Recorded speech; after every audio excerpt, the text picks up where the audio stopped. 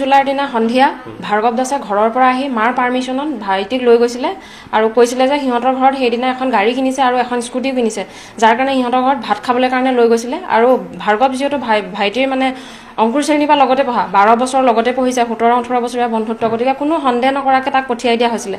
আৰু পিছত সি ৰাতি 2 বজাত আহি ঘৰ সোমাইছে আৰু মায়ে তেতিয়াও তাক চাব লাগে বুলিও ভবা নাই, কাৰণ ভাৰ্গৱৰ ঘৰৰ পৰাহে ভাত খাই আহিছে। পিছদিনা যেতিয়া সি শুই গ'ল তাক চোৱাও নহ'লে, আৰু পিছদিনা ৰাতিপুৱা যেতিয়া তাৰ মানে ৰুমৰ পৰা নাকৰ এটা শব্দ মায়ে শুনা পালে আৰু শুনা পাই তাক চাবলৈ যাওঁতে তেতিয়া দেখিছে সি অচেতন অৱস্থাত পৰি আছে আৰু লগালগ হস্পিটেললৈ লৈ যোৱা হ'ল আৰু হস্পিটেলত ডক্টৰে ডেথ ডিক্লেয়াৰ কৰিছে। আৰু ডক্টৰে বিশেষ একো নক'লে, কাৰণ ৰাস্তাতে ঢুকালে। আৰু আমি সেইখিনি সময়ত যিহেতু অকস্মাত হৈছে গোটেই বস্তুটো, কেৱল ঘৰৰ মানুহকেইটা গৈছোঁ, গতিকে আমি কি হ'ল পষ্টমৰ্টেম নকৰাকৈ লৈ গুচি আহিলোঁ ল'ৰা। তাৰপিছত তেনেকৈ খৰি দিয়াও হৈ গ'ল। খৰি দিয়াৰ সময়ত তাৰ পিঠিত মানুহে দাগ দেখিলে আৰু হাতৰ এনেকুৱা তাৰ দাগ দেখিছে, কিন্তু সেইভাগে তাক জ্বলাই দিয়া হ'ল।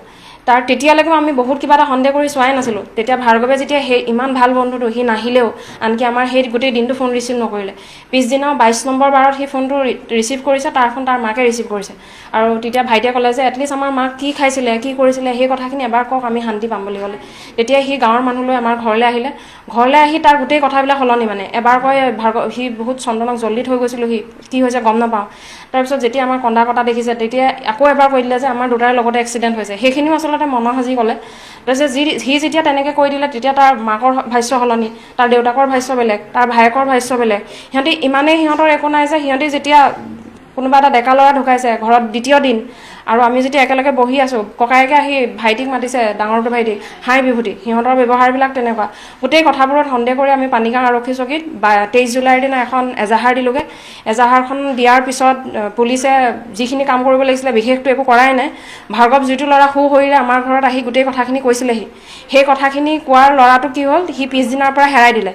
ক'লে যে ডিব্ৰুগড়ত সি মেডিকেল ট্ৰিটমেণ্ট লৈ আছে। এইখিনিতে মোৰ মেডিকেল বিভাগলৈও প্ৰশ্ন, মানে আপোনালোকে অপৰাধীক কি পলাবলৈ সুযোগ দিয়ে নেকি, যে 7 দিন সি কেনেকৈ ডিব্ৰুগড়ত পলাই থাকিব পাৰিলে, আৰু 7 দিনে যে পলাই থাকিলে পুলিচে একো কৰা নাই। 7 নম্বৰ দিনা সি লখিমপুৰ সদৰ থানাত আহি উপস্থিত হ'ল। আৰক্ষীয়ে ৰঙা দলিচা পাৰি দিছে, AC ৰুমত ভৰাই তাক কথা সুধিছে। সি মাত্ৰ ক'লে যে এক্সিডেণ্ট হৈছে আৰু বেলেগ একো কোৱা নাই। সি নিজে হাৰিবলৈ যিকোনো অপৰাধীয়ে ক'বই নিজক বচাবৰ কাৰণে, কিন্তু আৰক্ষীয়ে বিশেষ ভূমিকা একো নল'লে। সি মানি লৈছোঁ সি এক্সিডেণ্ট হৈছে বুলি ক'লে স্কুটি দি, তেতিয়া আৰক্ষীয়েতো স্কুটিখন জব্দ কৰিব লাগিছিলে, আৰক্ষীয়ে স্কুটিখনো জব্দ কৰা নাই। স্কুটিখন বাপেকে বজাৰ কৰি বা নাম্বাৰ প্লেট লগাই লৈ অহাৰ অৱস্থাত আমাৰ ঘৰৰ মানুহে গৈ কপৌহোৱাত মানে গাড়ী আগত দি স্কুটি ধৰি আৰক্ষীলৈ ফোন কৰিব লগা হৈছে যে আমি স্কুটিখন ধৰিছোঁ, আপোনালোকে লৈ যাওকহি। যেতিয়া আৰক্ষীক দিছিলে স্কুটিখন তেতিয়া নাম্বাৰ প্লেটৰ সতেই দিছিলে। মই যেতিয়া পৰহি পানীগাঁও আৰক্ষী থানাত খবৰ ল'ব গৈছোঁ যে কেছটো কিমান দূৰ আগবাঢ়িছে, তেতিয়া মই তাত মানে স্কুটিখন দেখি আহিছোঁ, তাত নাম্বাৰ প্লেট নাই। দ্বিতীয় কথা, আমি তেওঁ যোনজন আইঅ' হয় কেছটোৰ, কৃষ্ণ বাহাদুৰ চেত্ৰী, তেওঁ পানীগাঁও আৰক্ষী থানাৰ ছেকেণ্ড IC হয়। তেখেতৰ ওপৰত আমাৰ সম্পূৰ্ণ সন্দেহ ভাৰ্গৱৰ ঘৰৰ লগত হাত আছে বুলি। আমি এই সন্দেহটোৰ কথা SP ছাৰকো জনাইছোঁ যে আমাক আয়োজন চেঞ্জ কৰি দিয়ক, আৰু SP ছাৰে আমাক সেইটো মতে আশ্বাসো দিছিলে, কিন্তু আজিলৈকে চেঞ্জ কৰি কিন্তু নিদিলে আমাক। তাৰপিছত কথা হ'ল যে আমি যিহেতু ভাৰ্গৱে এক্সিডেণ্ট কৈ আছে, আমি সদায় খবৰ ল'বলৈ যাওঁ যে কি হৈছে, কৈ থয় যে এক্সিডেণ্ট। তেতিয়াহ'লে মই আমি OC ক'লোঁ যে ঠিক আছে আমি এক্সিডেণ্টটো মানি ল'ম, তেতিয়াহ'লে এক্সিডেণ্টটো হৈছে যদি এক্সিডেণ্টটোতো প্ৰমাণ লাগিব, আপোনালোকে এক্সিডেণ্টটো প্ৰমাণ কৰি দিয়ক বুলি ক'লোঁ। সেইটো কোৱাৰ পিছত OC কি কৰি আছে যে এতিয়া এক্সিডেণ্ট প্ৰমাণ কৰিবলৈ মানুহ এজন গোটাইছে। মানুহজনৰ নাম সুৰেশ মৰাং, তেওঁ ঘৰ বামুণ দলনিত, তেওঁ পাভৰ ৰিজাৰ্ভত কৰ্মৰত। আমি তেওঁক আকৌ গৈ নিজে লগ কৰিলোঁ যে আপুনি সঁচাকৈ দেখিছিলে নেকি। তেতিয়া আমাৰ লগত সেই ভিডিঅ'টো আছে।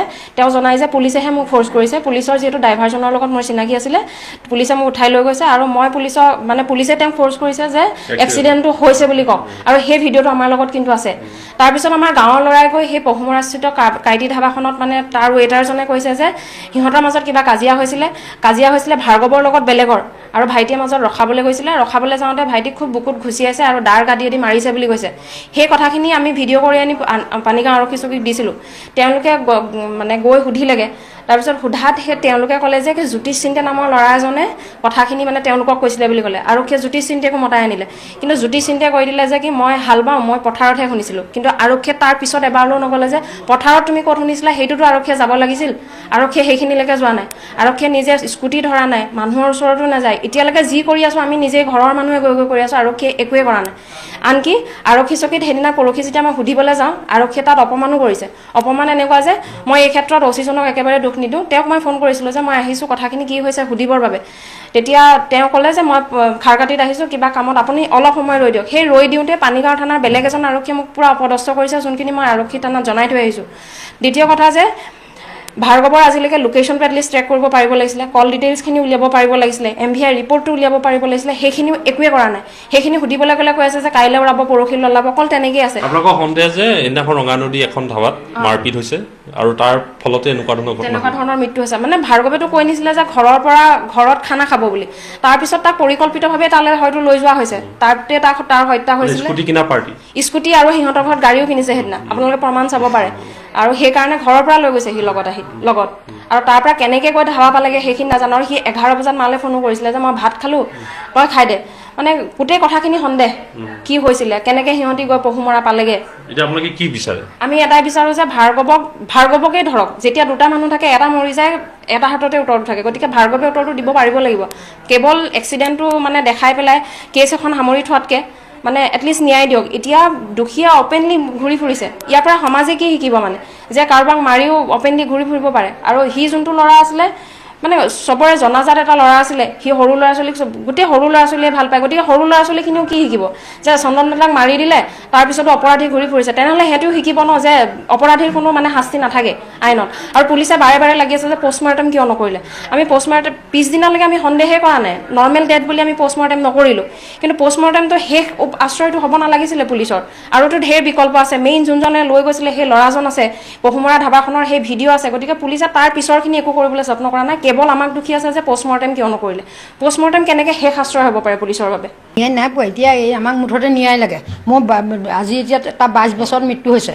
এই 22 বছৰলৈকে মই পঢ়ুৱাই, দেউতাকো নাই, দেউতাক নোহোৱা স্বত্তেও মই ল'ৰা ভাল কৰোঁ বুলি কটনত নি পঢ়ুৱাই নি BA পাছ কৰি অনাৰ পাছত মই তাৰ এষাৰ মাতো নুশুনিলোঁ। গতিকে মই ইমান ভাল ল'ৰা এটা তুলি নিকেতনত পঢ়ুৱাইছোঁ, নিকেতনতো প্ৰতিটো শ্ৰেণীতে সি প্ৰথম হৈ যায়। আকৌ খেল, প্ৰান্তীয় খেল, ৰাষ্ট্ৰীয় খেল, সেইবিলাকতো খেলিছে। কটনত বেষ্ট ক্ৰিকেটাৰ হৈছে। সি ইমান এনেকুৱা এটা ভাল ল'ৰা এটা যেতিয়া ন্যায় নাপায়, অকল পুলিচৰ কাৰণে এইটো নাই পোৱা। আজিকালি চৰকাৰখনেও ইমান ধুনীয়া কাম কৰিছে যে কোনেও দুখীয়া শাস্তি পাব লাগে আৰু মুঠতে বিনা শাস্তিত ঘূৰি ফুৰিব নালাগে। কিন্তু সিমানখিনি কৰাৰ পাছতো এহেঁতি সুৰুঙা কেনেকৈ পাইছে পানীগাঁও আৰক্ষীয়ে। গতিকে আৰক্ষীয়ে সুৰুঙা দিছে দেখিহে ভাৰ্গৱ দাস ইমান ঘূৰি ফুৰিব পাৰিছে। ভাৰ্গৱেতো আমাৰ ঘৰৰ পৰা খানা খাবলৈ ঘৰলৈহে নিছিলে। সিহঁতি আচলতে খানা খাবলৈ নিওঁ বুলি ঘৰৰ পৰা নিলে, নিজৰ স্কুটিত নিছে, ইয়াৰ স্কুটিটো নিবলৈ দিয়া নাই, জানচা মাৰিব সময় ঘৰলৈ গুচি আহে বুলি। গতিকে এয়া একদম পূৰা মাৰপিট কৰিবলৈকে নিছে। ককায়েকো ঘৰত নাছিলে, ককায়েকে এই পুৰণা গাড়ী ভাল কৰা ডিলাৰ এটাত থাকে, সেইদিনাখনি নাৰায়ণপুৰৰ পৰা ডিলাৰটোৰ পৰা বেলেগ গাড়ী এখন লৈ গুচি আহিছে। ইহঁতৰ মানে প্ৰগ্ৰেম আছে, তৌ সিফালৰ পৰা ময়ো ইয়াৰ পৰা ভাৰ্গৱক নিওঁ, কি চন্দনক নিওঁ, তাৰপৰা আমি মানে মাৰপিট কৰিম, এই তেনেকুৱা যেন লাগিছে। সেইকাৰণে সেইফাললৈ গ'ল। গতিকে এইভাগে একেদিনে ল'ৰা এটা নমৰে, ইমান বেমাৰ নাই, আজাৰ নাই, একেদিনাই মৰিব নি। সিহঁতি ইমানখিনি কেলৈ কৰিলে, এতিয়া সিহঁতক মুঠতে ধৰাটোকে মই বিচাৰিছোঁ। কিন্তু পানীগাঁও প্ৰশাসনে একোৱে কৰিব পৰা নাই। কিন্তু মোৰ ল'ৰাটো কি ভাগে নমৰিছে, জীৱটো নোৱাৰি। মই সেই বিচাৰটো মানে মোক কৰি দিবলৈ মই এইফালে অকণমান ৰিকুৱেষ্ট কৰিছোঁ। আমি দেখিছিলোঁ মানে নাওবৈচা ফালৰ পৰা গাড়ীখন খুব স্পীডত মানে আহিলে, তাৰ সিহঁতৰ কাজিয়া হৈ আছিলে। আমি পহুমৰা তিনিআলিলৈ ৰখি আছিলোঁ। মোৰ লগৰ ল'ৰা পুলক আছিলে, তাৰপৰা আৰু ভাইটি এটা আছিলে জীৱন আৰু মোৰ লগৰ ল'ৰা আৰু উমেশ পাৱে আছিলে। এনেকৈ কৰি আমি এগাল মানে বুবু আছিলে, আমি ৰখি আছিলোঁ। ৰখি থাকোঁতে দেখিছোঁ গাড়ীখনত মানে পূৰা কাজিয়া হৈছে, ধাপ ধূপ মাৰপিট চিঞৰ বাখৰ হৈছিলে। চিঞৰ বাখৰ হওঁতে মই কি কৰিলোঁ, তেতিয়া ইহঁতক ক'লোঁ যে এই গাড়ীখন কিবা এটা মাৰপিট হৈছে, আমি যাওঁচোন ব'ল বুলি। মই মোৰ স্কৰ্পিঅ'খন ষ্টাৰ্ট কৰি মই একদম দবাই আহিলোঁ। দবাই আহি পেলাই দেখিছোঁ সিহঁতে পূৰা কাজিয়া মাৰপিট। মোক দেখি পেলাই সিহঁতে অকণমান টাইম মানে শ্ল' কৰি পেলাই আকৌ মানে পূৰা দবাই গুচি গ'ল গাড়ীখন।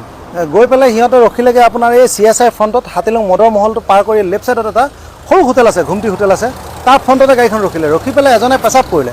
পেচাব কৰাৰ পিছত যেতিয়া মই গাড়ীখন ৰখাই পেলাই ওচৰলৈ চাব গৈছোঁ, তেতিয়া মানে ল'ৰাটোক মাৰপিট কৰিছে, ধাপ ধূপ মাৰিছে। কোনোবা তাক ল'ৰাটোক কিন্তু হাতত ধৰি দিছে, কোনোবা দুটামানে হাতত ধৰিছে কিজানি আৰু ঘুচিয়াইছে। কিন্তু ল'ৰাটোৱে ওলাবলৈ বা হেৰি কৰিবলৈ মদ নাখাওঁ বুলি কৈছে। তাক জোৰ জবস্তি কিজানি মদ খোৱাব বিচাৰিছে, আৰু মই মদ নাখাওঁ বুলি কৈছিলে। তো তেনেকুৱাতে সিহঁতে কিজানি তাক জোৰ জবস্তি মদ খুৱাব বিচাৰিছে নেকি, তেনেকুৱাই কিবা মাৰপিটৰ কাজিয়া, কোনোবা চাৰ্ট ফালিছে, তেনেকুৱা মানে দেখিলোঁ। আৰু ল'ৰাকেইটাৰ গাত মোটামুটি ইমান কাপোৰ চাপোৰ নাছিলে, সিহঁতৰ গাত গেঞ্জি চেঞ্জি আছিলে। গাড়ীখন হৈ গৈছে ইক' এখন মাৰুতি যে এখন ভেনৰ নিচিনা আছে গাড়ী, সেই গাড়ীখনে। তাৰপৰা আমি তাত ৰখিলোঁ, তোমালোকে ইয়াত কাজিয়া চাজিয়া নকৰিবা, মাৰপিট নকৰিবা, এনেকুৱা বুলি ক'লোঁ। সিহঁতে আকৌ গাড়ীখন মানে একদম দবাই গুচি গ'ল। দবাই পেলাই গুচি গ'ল। তাৰপৰা মই আগবাঢ়িলোঁ খেলমাটি থানাত, বোলো কথাটো জনাই দিওঁ।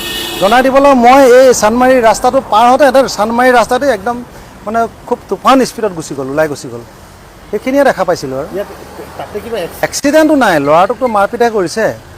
ল'ৰাটো কিন্তু মাৰপিট কৰিছে, খুব চিঞৰ বাখৰ কৰিছে। আমি দেখিছোঁ, আমি খেদি গৈছোঁতো হাতীলুঙলৈকে, আপোনাৰ CSI ফ্ৰণ্টলৈকে আমি খেদি গৈছোঁ। এতিয়া যে মানে পৰিয়ালৰ মানুহখিনিয়ে যিটো অভিযোগ কৰি আছে তাৰমানে সেইটো সঁচা নাই। এই ল'ৰাটোক যে মাৰিছে, ল'ৰাটোক যে মানে ল'ৰাটো যে কোনো এক্সিডেণ্ট বা কিবা এইটো ক'ব নোৱাৰোঁ, কিন্তু ল'ৰাটো কিন্তু এটা কাজিয়া কৰিছে।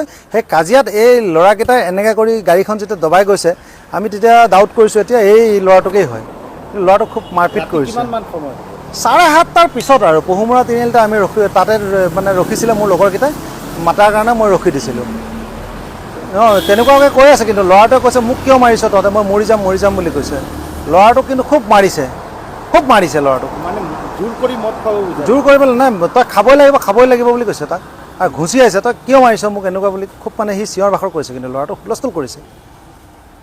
ইতিমধ্যে আপোনালোকে সকলোখিনি কথা গম পালেই। লখিমপুৰৰ এজন যুৱক কটন কলেজৰ ছাত্ৰ চন্দন হাজৰিকাৰ আজিৰ পৰা এমাহৰ আগতে মৃত্যু হৈছিল।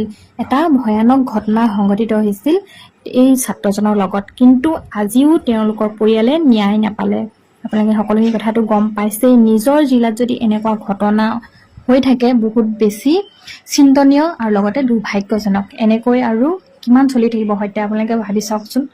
উত্তৰ লখিমপুৰ জিলা আৰক্ষী অধীক্ষক এটাই অনুৰোধ থাকিল যে সঠিক তদন্ত হ'ব লাগে, সঠিক তদন্ত আপোনালোকে আৰম্ভ কৰি দিয়ক। তাৰে অনুৰোধ থাকিল ইয়াৰ উচিত তদন্ত হ'ব লাগে, দোষীয়ে কঠোৰতকৈ কঠোৰতম শাস্তি প্ৰদান কৰিব লাগে, কাৰণ আজি পৰিয়ালটোৱে ন্যায় পাব লাগে। দেউতাক নথকা মাকে কেনেদৰে এজন ল'ৰাক ইমান দূৰখিনি আগবঢ়াই লৈ গৈছিল, কিমান সপোন আছিল, কিন্তু লগৰ ল'ৰাই মাতি নি পিনি কেনেদৰে হত্যা কৰি দিলে। আৰু এতিয়া সকলোখিনি কথা পোহৰলৈ আহিছে। মুঠতে দোষীয়ে উচিত শাস্তি পাব লাগে। আপোনালোকে সকলোৱে তেওঁৰ কাৰণে প্ৰাৰ্থনা কৰিব, তেওঁলোকৰ পৰিয়ালটোৰ কাৰণে যাতে উচিত ন্যায় পায়। ভিডিঅ'টো সম্পূৰ্ণ চোৱাৰ বাবে সকলোলৈ বহুত বেছি ধন্যবাদ থাকিব।